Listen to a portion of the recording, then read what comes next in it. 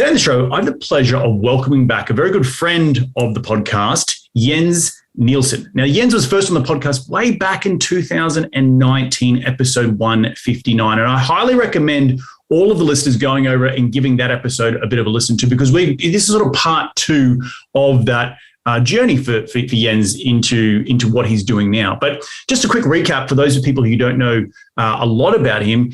Jens, like myself, is an immigrant, and he's originally from Denmark, and he first came to the United States back in 1996, and he had a very successful career in IT.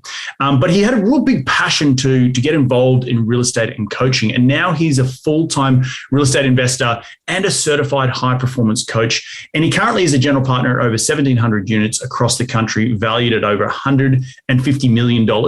Now, as a certified high-performance coach, which he's recently just got into over the last couple of years since we've had him on the podcast, he has coached over 60 clients to higher levels of success in their business, in their personal life. I'm going to talk a little bit about that today on the show through strategy, accountability, and personal growth. Then on the real estate side, he actually uses his IT background to really provide like hands-on asset management, capital raising, and underwriting, and really just develop out the systems. But I'm really pumped and excited to have him back on the show to share what he's been up to in the last couple of years. But enough out of me. Let's get him out here.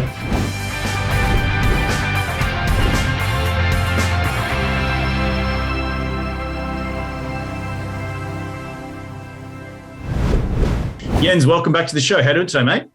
Hey, thanks, Rita. Really excited about being back on the show and to see you again. Yeah, mate. It's been a minute, as we said, and we were just talking a little bit about in the green room before we got started that you've also just been home back to Denmark yourself. How was that travel?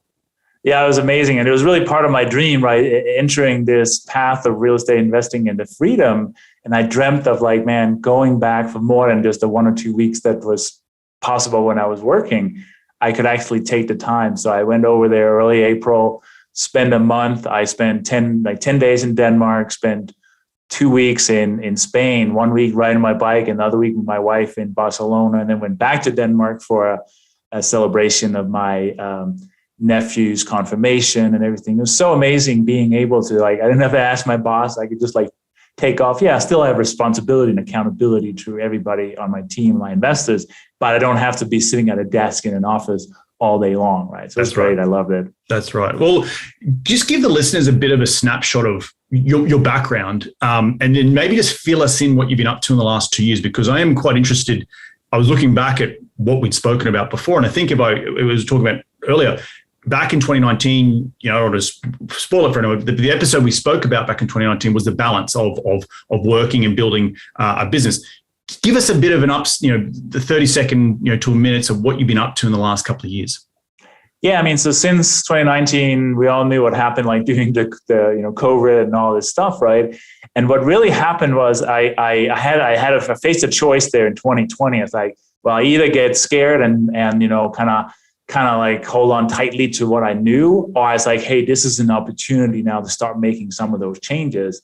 And through working with my own coach, I was the time is never going to be perfect, but this is as good as a time as I can find right now in my life. So I worked with my company to move to part-time in 2020 and then eventually leave in early 21. So it's been a good year and a half now that I'm a full-on entrepreneur, right? And looking back, most people, they just sat there and watched Netflix and just hope for the world to go back to normal. It's no, I took some risks and it's paid off because the business has just been booming since then and everything. So that's kind of where I'm at now. I moved as well. I was living in Colorado, and last we spoke, I'm actually in Santa Fe, New Mexico. Oh, wow. Loving living here in the oldest the oldest capital in the country. Formed I think 1600 or something like that. So really cultural city, awesome place to live. So having a good time. That's awesome. And just walk us through and tell the listeners about, I know personally, but you had quite a good career in IT. So how was that transition? Because I personally also went through a similar transition when I was leaving my day job working for a developer. I stepped down to part-time. It was a bit more of a 6-month tail, which allowed me the confidence to not just be cold turkey. How did that go down with you? Because that is such a key point that so many entrepreneurs, you have the flexibility. It doesn't have to just be turn off the spigots and that's it, burn the ships. You can feather your way out of a career. Yeah, no, and I really, I am very thankful to my boss for allowing that, because most people, they would just like quit and then they out the next, the next minute. He was actually also an investor in my deal. So he knew what was coming. He's like, so you've been working on this for a few years. What is your exit? I said, yeah, let's talk about that. Can I go to part-time? Can I go to part-time? 3 days a week was kind of the thing to still get benefits and all that stuff. So it went to 3 days a week. I had a 8-month tail, a 7-month, that was actually too long. Because when I was like 4 or 5 months into, it's like, oh, can I please be out of this? But, that was we did that and it worked out for everybody. Right. But it was just, I had seen that I could generate my own income before that. Right. I was able to do some syndication. I was doing some mentoring and coaching. So I was like, yeah, I can actually, if I can just scale this, double this, my income from that stuff would quickly exceed any money I was making in my IT career. Right. So I was like, I can make this happen, right? There was a little bit of proof in what I already had done, right? So that helped me, and I was older too, right? I just turned 51. So I felt like I've been kind of maybe, as you get a little bit older, maybe a little bit conservative. But it was just great to have that, to just make it happen and been growing ever since. So. It's funny you say that. Again, I do remember, I keep going back to my time as that weaning off period, we'll call it. When you're in it, you're like, oh God, I've got to go back to this. I'm so like, it nearly works too well. Like you now mentally, you're so nervous about going to that point of the cliff, but then there's that feathering off. And I do remember being like a month or two into this sort of feathering off period and going, oh God, I'm going to go back into the freaking office. It's Tuesday. I've got to go, and it kind of at the end of it, I was like, oh, Thank God I'm done. It probably helped them more than it actually helped me, and it was stifling my growth. It sounded like something similar happened to you. Yeah, absolutely. It was because I was really training, with my replacement, making sure he was up to speed. I was like, okay, you're good. You can figure this out. So the last few months, I was just kind of sitting back and waiting for something to break that I had to fix. Right. Yep. So it became extremely tedious to have to be available, from 8 to 5, Monday through Wednesday, right? And I was like, I could use this time to be much more productive. But hey, right. So I think it's a good plan, but don't do it for 8 months. It should be like, 4 to 6, I think would be. Yeah, 3 to 6, I was going to say. Yeah. No, that's awesome. And now let's pivot into, seems like a passion that's really grown out of, like I've just known you personally over the last couple of years. You seem like a guy that wants to give back. And talk to me a little bit about the high performance coaching. Was that ever something that you thought you were going to go down the path of? Because I know a lot of people like yourself, they think real estate and think, let's get into real estate and this is what you're going to do. So where did high performance coaching come from? Yeah, I mean, I've always liked to quote unquote teach. So I've always, in my leadership roles in IT, I've always taught other people because I felt like a couple of things. It would level up my skills if I was able to teach somebody else, right? You can't really, you have to know it first. So I always gravitated towards teaching, and I did some mentoring in this space, the real estate space early on. But I realized it became very circular in the sense that, oh, did you call brokers? Did you underwrite deals? Did you put in LOIs and all this stuff? And if people are not taking action, you get stuck, right? You're like, well, let's talk about the same thing. It becomes tedious for the mentor, and it becomes tedious for the client because they're not moving forward because they have other they don't really believe it's possible. They don't have the right productivity or the courage, or their spouse is not on board, whatever. So once we start addressing those challenges, then suddenly things take off. And the pivotal point for me was, beginning of 2020, when the world is kind of shutting down, I'm freaking out, right? Because I have, all these properties, and I don't know, are people going to stop paying rent? Are we going to go bankrupt? I mean, those are kind of the darkest pits of my imagination. And I was like, well, I don't know. I can't control that piece of it, but I can control is my thinking. Let me hire somebody to help me level up my thinking, to change my mindset, to change the way I look at stuff. So I hired my own high performance coach early 2020. And, my life just changed because I was like, hey, let me focus on what I can really control. Let me get my my wife on board. Let me keep the promises I've made to myself around getting out of my job. And the move thing I mentioned earlier, that was also part of some of those commitments I'd made. Let's do all these things. What am I afraid of? Hey, I can always go back and get an IT job again if I have to or something. So all those things started happening for me. The courage to ask for part-time, the courage to, really pushing forward. So it's like, it has changed my life. I want to do the same thing with the people that I'm working with. So I went and became certified myself as a high performance coach. And everybody I was working with, I said, okay, we're not going to talk about real estate underwriting and writing LOIs every week anymore. Now we're going to talk about high performance coaching. And if you have a real estate question, for sure we'll talk about it. But let's push you forward. Mm-hmm. And it's just been amazing. I mean, I literally have clients I've worked with for even before I even got certified, 3 or 4 years that I meet with every single week. And it's still super powerful because I have some skills and I just love it. So that was a long-winded answer, but that's basically where it came from, Well, let's just define high performance coaching versus mentoring, because it sounds, for those people listening, it sounds like, well, hang on, isn't it one and the same thing? Is there a difference? Like maybe let's define that for people.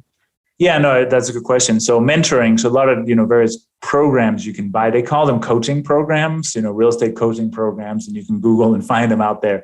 But they are my experience, they're mainly what I would call consulting or mentoring. Is like an expert, somebody who's been through the process. They're trying to help somebody else to go through that process. But it demands that they've been there before, and it demands that they, can help with the underwriting and whatever all the steps are.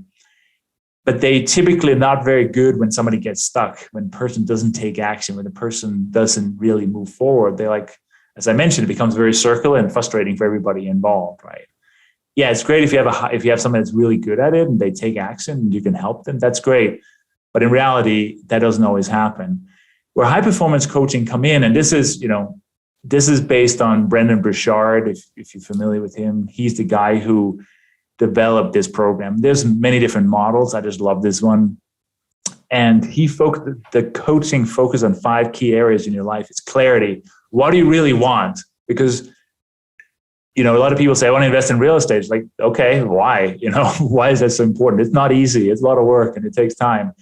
So get clarity, get the right level of energy, physical and mental energy. Do you take care of yourself? Are you, all those things that's going to level you up to have the ability to do it. Do you have the right level of courage? Are you actually courageous enough in pursuing your dreams?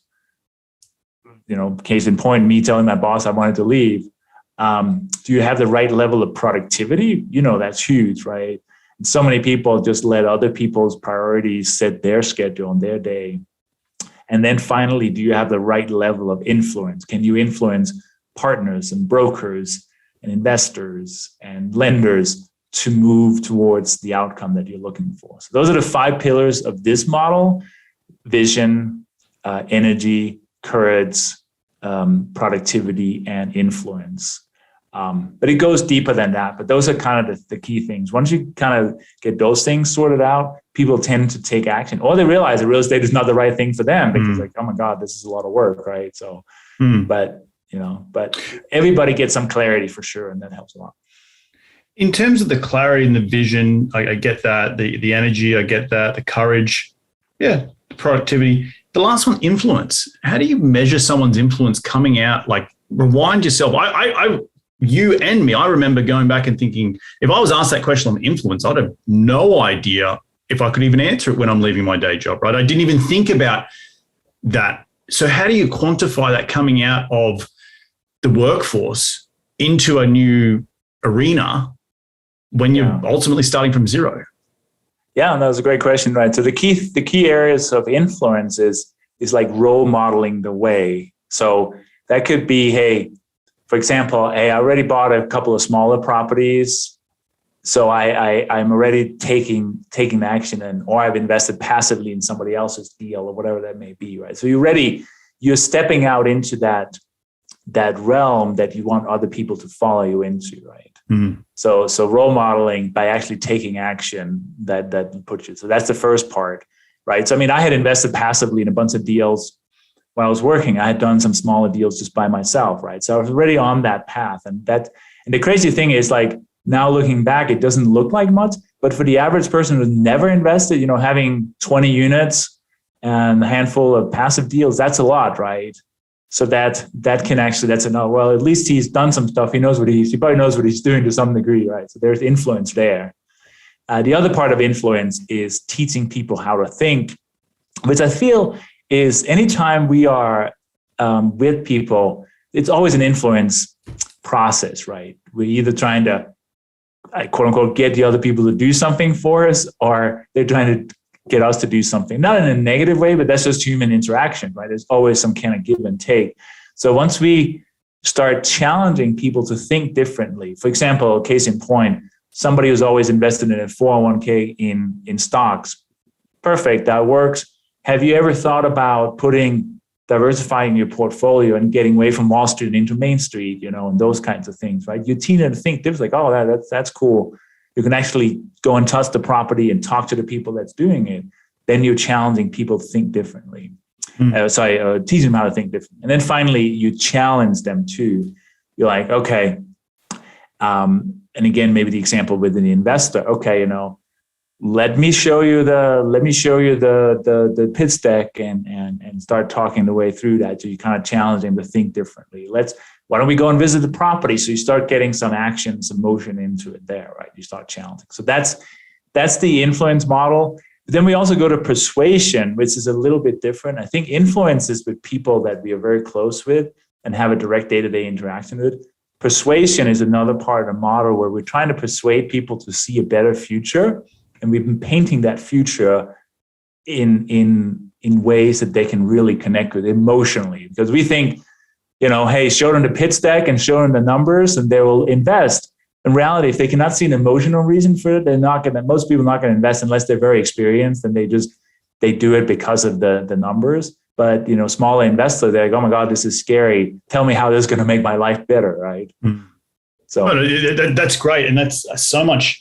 I love what you said about role modeling, because I remember, again, back to my story, and I don't mean to keep coming back, but I just always, people with the role modeling also maybe discount their experiences in life. So what I mean by that, well, I was a structural engineer, right?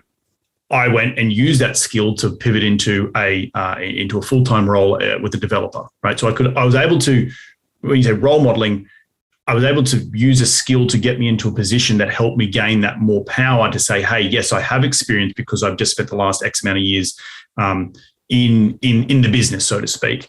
And so many people discount their background and their skill set that can ultimately be a really good stepping stone into probably the mindset of the modeling and not being the pretender, so to speak, because you do have that skill set already. This isn't rocket science, real estate or syndication. It is, number crunching. It is, being persuasive. It is being, having the right mindset. So all these very, not I would say basic things, but fundamental things that everyone does have in some capacity, even when you're starting at zero. It's just understanding that you do have that. You're just trying to unlock the mindset to realizing that. No, absolutely. And I love what you said about people. Don't check your skills at the door when you go into real estate investing, right? What were you really, really good at in your W-2 job? Use those skills but working with people you love working with for financial rewards that you couldn't imagine probably. But that's why now, having the IT background, I do a lot of like project management and asset management, all those logical skills I develop because it's my strength. And I'm good at it, and why not use those strengths to the best of my ability, right? Right. How do you make people or coach people into the? I'm being geeky here, but I keep thinking I'm such a math geek. E equals MC squared, which is God. Now I'm going to blank on his relativity. Name. Relativity. That's right. Yeah. and M in the C, M being the constant, C being the variable because it's squared. And again, math geek, so I understand that, but not everyone understands that. But at what point do you see? Because the constant to me is the submitting offers, is the calling the brokers, is the underwriting. That's not changing right much. That's sort of the business. And the C to me seems like more the mindset, and that's what stops people. So out of all the people you've coached, is that the biggest challenge that most people face when they're trying to embark on an entrepreneurial journey? Yeah, I think what I see, right, a lot of people try to do it by themselves. They're like, hey, I am a pharmacist and I'm a very good pharmacist. I'm smart enough, I can figure this stuff out. But you know that this is not a one man or one woman's sport, right? This is a team sport, right? So many people, they start by themselves and they get stuck, right? Because like, well, even if I got this deal, there's no way I can raise the money, whatever. So they put all these barriers in their own way. They never take action, right? Because they don't believe truly that they can make it happen because of all the stories they're telling themselves, right? So a big part of that is trying to figure out what are those barriers that are holding them back. Bar none, once people start creating teams and working with other people, they just take off, right? Because there's accountability, there is friendship, there is, kind of that shared, like, let's push each other forward and we don't want to let each other down, all those things, right? So that's really been the biggest part. And I have this one client I've been working with for a couple of years, and he is like, the idea of working with creating a team, he just hated it. He was actually an engineer. He's probably a similar background like you, engineering company. But through coaching, it's like, okay, what are you really afraid of here? What is holding you back? It's like, well, I don't want to let them down. I'm afraid they're going to screw up. I've had some bad experience in the past. I say, okay, well, those are all good things. How can you overcome these things, right? So we found out ways how he could find new. So now he's working with his brother. He's working with another person he met through my coaching, and he has somebody else, right? So, and they're syndicating deals, right? They closed 2 or 3 deals this year already. And that's awesome. He just like, I can't imagine not working in a team. So, and I was like, yeah, well, and so just like start figuring out what's holding people back and make them examine why they have that trait, that behavior, and say, okay, is this still serving you? And most people say, no. Okay, well, what is the new belief you need to adopt, right? Right. No, right. That the boiling down to, is this still serving you? Is that mindset of your childhood that you've created for yourself over the years through conditioning, through upbringing, through life experiences, is that the best use to help you propel yourself into this new direction that you want to go? And I completely love that. I think that's freaking awesome. And I will say for all the listeners out there, like I mentioned to you, Jens, is that I have a coach now, and she is not even in the real estate space. It's all about mindset. It's all about me stepping into my full potential of what I can be, and then letting go of the vine to go off and achieve more. You actually can see in the background here, I've got Traction by Wickman, and exactly. So these books are around, and I can speak for myself that I wasn't born with this skill set. It's all about developing it. And we, one of the biggest things that it sort of really also boils down to, Jens, and I'd love your opinion on this, is taking the bet on yourself. Like, you took the bet to leave the day job. I took the bet to leave the day job. That's a fundamental. If you can't bet on yourself, who are you going to bet on, right? And that's where the buck stops. Like, you can't keep, oh, someone else is going to do it for me. It really, as much as you want other people to do it for you, really boils down to is making sure you're taking that bet on yourself. And if you can't do that, then you're already stumbling out of the gate, right? Because you are worthy. And that comes back to a whole different things of how you're treated as a child, and how you feel about it in your own skin and all that sort of stuff. So we all have those shortcomings, right? We all have those second guesses. Am I good enough? But it's through the mindset, it's through working with coaches that you can overcome that and then use it to create different ways of, is that serving you correctly to move on to the next step and go ultimately off to be the best person you can be, right? That's what we're all put on this planet to do. So awesome stuff, my friend. I guess, what's the future hold? What's now the vision for the company and the real estate, but also the coaching business? Where do you want this to go? Yeah, going a lot of things. I think the biggest goal we had for 2022 was we started a small conference. We had it in Denver in March, and it's called the Pay It Forward Mastermind, or Real Estate Mastermind. And we wanted to create a forum for like newer investors, but also seasoned, but people who doesn't want to pay the $20,000, $30,000, $50,000 for, those gurus that are out there promoting their mastermind. But we wanted to make it attainable and reachable. So we had our first one in March, fairly at a small scale. It went great, and we're putting on the next one on in October. So just giving it back. And I really love this because we get people, and you go to conference and I do, and there's always this level of excitement, but also quite often there's a quote unquote guru on the stage, like, look at me, how amazing, I've created something. This is not what this is about. This is about community, team building. Let's learn, grow, and work together. There's no gurus. I mean, everybody has something to share. So we're putting that on. So that was really the big goal for 22. So we're going to do that every 6 months is kind of the goal, just rolling into that thing, like growing it, but not a 500 person, 75, 100 is kind of where we want to cap it at to make it attainable and reasonable and so forth. So that was the big goal. The coaching, I work with a lot of one-on-one clients and I love doing that.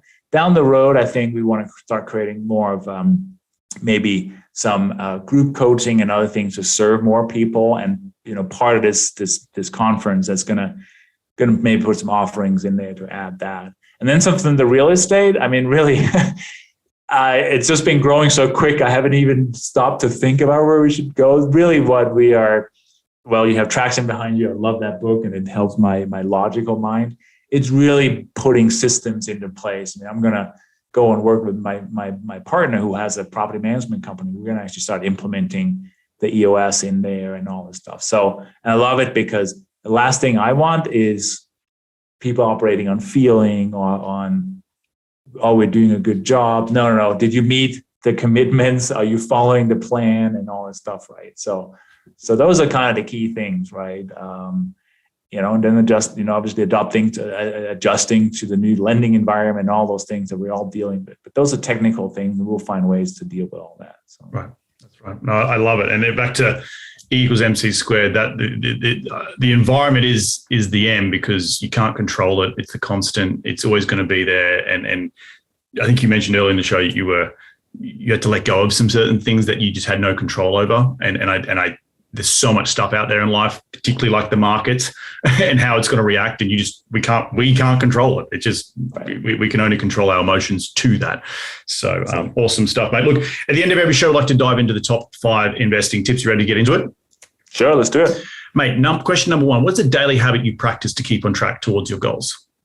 I journal and I fill in my high performance planner every day. Basically, this big book that where I write out my goals and plan my day. Love it. Question number 2 is, who's been the most influential person in your career to date? I would say probably my first mentor back in Albuquerque, New Mexico, when I bought my first couple of deals. His name is Chuck Sheldon.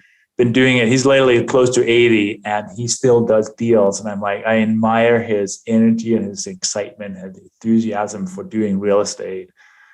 So and I'm partnered with him on a deal too. So he's just been a great mentor for me. That's awesome. Question number 3, in your business, what's the most influential tool? And when I say tool, it could be a physical tool like a journal or a phone, or it could be a software-based, tool that you just can't run the business without. What is it? I think I would say like Asana, basically keeping track of tasks and so forth. I think that's the most useful one for me. Mm-hmm. Yeah, no, Asana is such a great tool, and pairing that up with Slack and G Drive, I think yes, you can run a very efficient business across many different time zones when you have it all working in one area. Question number 4 is, what in one sentence, what has been the biggest failure that you've encountered in your career, and what you learned from that failure? I think underestimating the amount of, this is a deal we did. Sorry, I'm not getting, underestimating the amount of time it's going to take to ramp up the rehab and getting contractors and supplies. And then, I think that was the biggest challenge. We didn't realize how difficult it was, especially here, the situation we're in. So that was the biggest challenge. We were still working through it and we're getting a lot better, but that was probably the biggest one. That's awesome. No, and that just comes with experience, right? And that's, once you've got to surrender to the process. GCs will only work as fast as they want to work. So you got to make sure that you have a mindset of going into that. So I love that. Mate, last question is, where can people reach you to continue the conversation? They want to be in your sphere. Where do they go? Yeah, I'm old fashioned, so email is the best. So it's Jens, Jens at open doors with an S capital.com, Jens at opendoorscapital.com. And if anybody wants to jump on a free call, they go to opendoorscapital.com/call, and it takes them to my Calendly, and they could book a 20-minute call there. And that is not to be confused with Open Door Capital, which is another. I think you might have been around before them, just FYI, but there's a plural there. Yes, not to be confused, and we may change our name at some point, but yes, there's an S in there, Open Doors.